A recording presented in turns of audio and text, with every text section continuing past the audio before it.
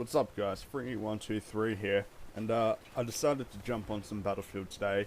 I'm playing on a Sabalon Pipeline, one of the endgame maps.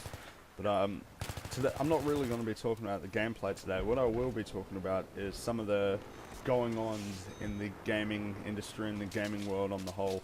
There are a couple of important things that have happened over the last couple of weeks. One is very recent, the other one happened a while ago, but I haven't gotten around to talking about it.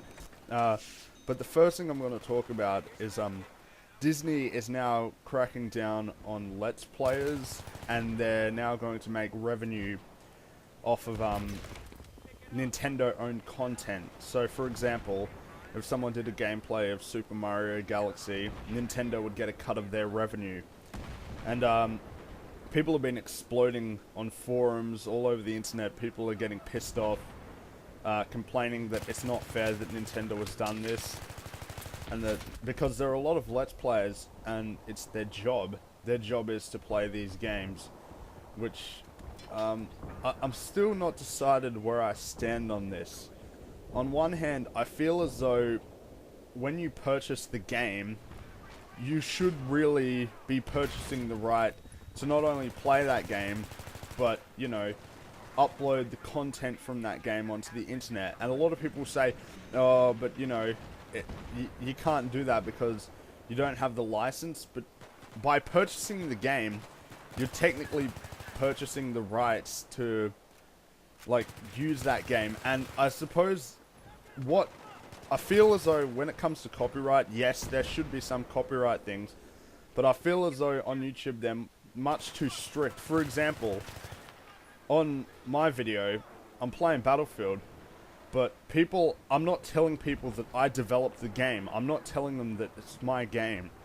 We all know that it's published by EA, developed by DICE, and a lot of the time, you'd be coming here to listen to what I have to say, not just for the gameplay, and you know it doesn't belong to me, the gameplay, or more the videos belong to me, but the Battlefield 3 is not my product. So I'm not really sure how to stand on this, because on the other hand, it's Let's Players' full-time job is playing video games.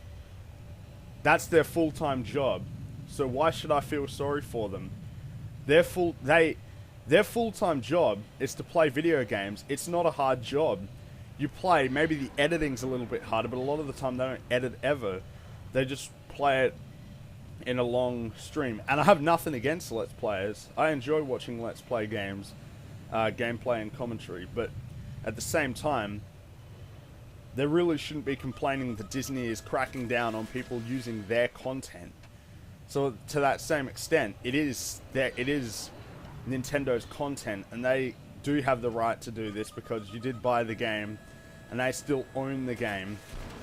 So it's a delicate issue, and I'm interested to see what happens over the coming weeks and months and seeing what's going to happen, because I know a lot of Let's Players have decided to boycott Nintendo games, which I feel is a bit rash because it just proves that they're doing it for the money. If they didn't care about it, then, or if they didn't care about the money, they wouldn't boycott a game that may be awesome, like Super Mario Galaxy or Super Smash Brothers, purely because they're not going to make ad revenue off of it. It seems a bit greedy to that extent. But, I mean, it's their call, I guess. It's their channels. And I'm not going to be taking sides. I'd rather play the indifferent card and just stay out of it. So that's the first major thing that's happened. That happened a couple of days ago.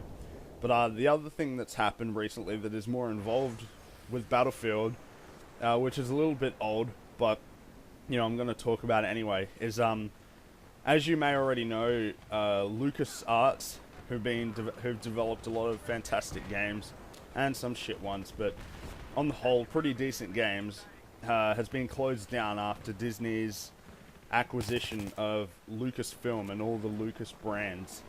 And we were all concerned about these really interesting projects like Star Wars Battlefront 3, which hadn't been confirmed, but we'd seen some leaked gameplay from that, and Star Wars 1313, which was shown at E3 last year, that looked like a next-gen version, like Star Wars version of Uncharted, which I was really looking forward to. And with the death of Lucasarts, a lot of people feared that that meant the death of these games. But in the recent weeks, EA has acquired the license to all the LucasArts franchises involving Star Wars. And EA has said that they're going to be handing these projects to their top tier developers, which would be DICE, developers of Battlefield, Visceral, who developed Dead Space, Army of Two, and BioWare, who have developed Star Wars games in the past, like Knights of the Old Republic and the Old Republic, as well as fantastic games like Mass Effect. So this is speculation, but in my opinion, I feel as though this is how it's going to be divided up between these people. Visceral is going to work on 1313 because they've already had previous experience working with third-person games like Dead Space and Army of Two, so it only seems logical that they'd be working on that.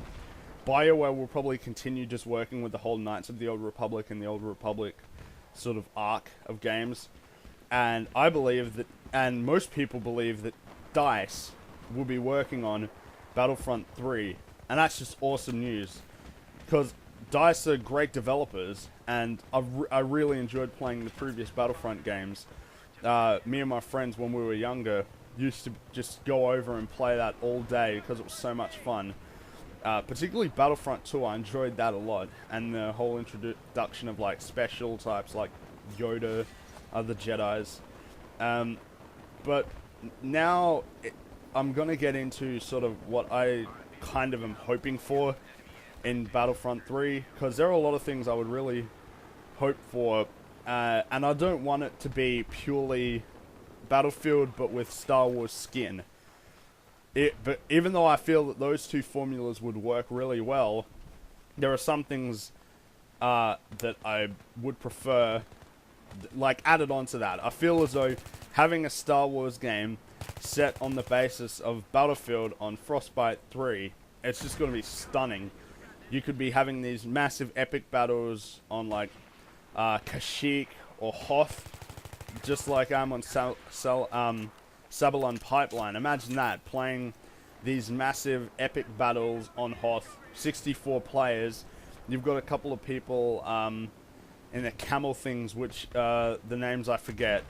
I'm sure someone will write them in the comments, but you've got them riding in the camels, and you've got the TIE fighters in like epic space battles, and you've got like instead of the US and the Russian faction, you've got Rebels versus Empire, and then you could possibly have extra ones for the fucking Republic and all that shit. But I mean, I'd prefer it if it was just set in the original trilogy. And so here's the first thing that I want.